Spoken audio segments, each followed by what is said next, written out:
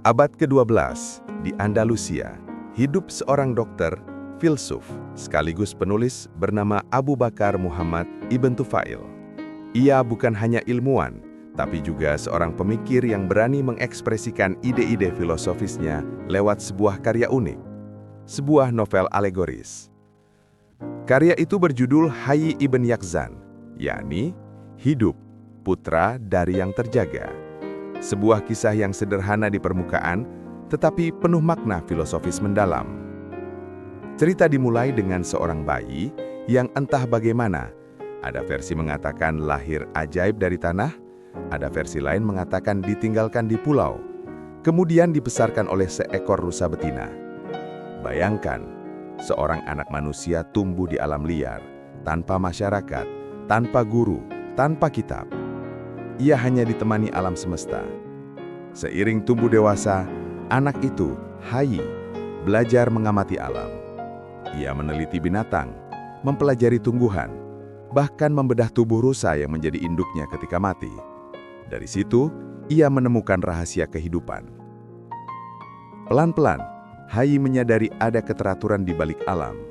Gerakan bintang, pergantian musim, kehidupan dan kematian, semuanya menunjuk pada adanya satu sumber utama. Tanpa guru, tanpa wahyu, hanya dengan akal dan pengamatan, Hayy sampai pada kesimpulan tentang keberadaan Tuhan. Di sini Ibn Tufail menyampaikan pesan penting. Akal manusia, jika digunakan dengan benar, bisa sampai pada kebenaran tertinggi. Pada satu titik, Hayy bertemu dengan seorang manusia lain bernama Afzal yang datang dari pulau tetangga.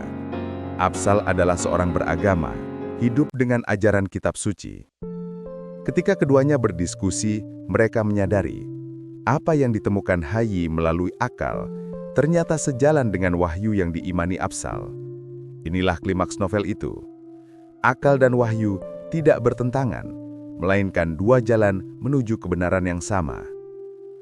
Banyak sejarawan menyebut Hayy Ibn Yaqzan sebagai salah satu novel filosofis pertama dalam sejarah dunia. Ditulis jauh sebelum Robinson Crusoe atau fiksi-fiksi modern Eropa. Yang membuatnya istimewa adalah cara Ibn Tufail menyampaikan filsafat dalam bentuk kisah, bukan risalah kaku. Ia mengajak pembaca untuk ikut bertualang bersama Hayy, merasakan penemuan demi penemuan. Bagaimana karya ini sampai ke Eropa? Pada abad ke-17, novel ini diterjemahkan ke bahasa Latin dengan judul Philosophus Autodidactus, filsuf yang belajar sendiri. Terjemahan ini beredar luas di Eropa.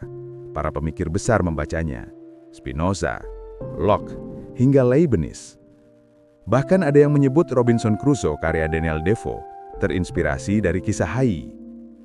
John Locke, bapak filsafat empirisisme, terpengaruh oleh gagasan bahwa pengetahuan lahir dari pengalaman indera, sebagaimana dialami Hayy. Dengan kata lain, sebuah novel dari Andalusia membantu membentuk fondasi filsafat modern Eropa. Di balik kisahnya, Ibn Tufail ingin menyampaikan pesan universal. Manusia, siapapun dia, punya potensi mencapai kebenaran. Hayy tidak butuh kota besar, tidak butuh guru manusia.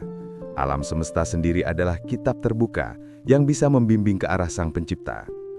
Namun, Ibn Tufail juga tidak menafikan agama.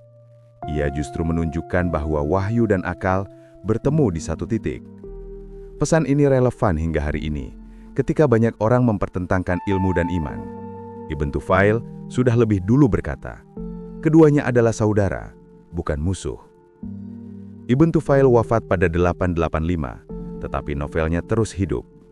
Hayy Ibn Yaqzan diterjemahkan ke banyak bahasa, dipelajari di universitas, dan menjadi jembatan antara filsafat Islam dan Eropa. Ia membuktikan bahwa kadang-kadang ide besar bisa dibungkus dalam kisah sederhana, dan dari sebuah pulau sunyi, lahirlah inspirasi bagi dunia modern. Hari ini, lebih dari 8 abad setelah ditulis, Hayy Ibn Yaqzan masih relevan. Ia mengingatkan kita bahwa perjalanan mencari kebenaran bisa dimulai dari mana saja, bahkan dari sebuah pulau terpencil.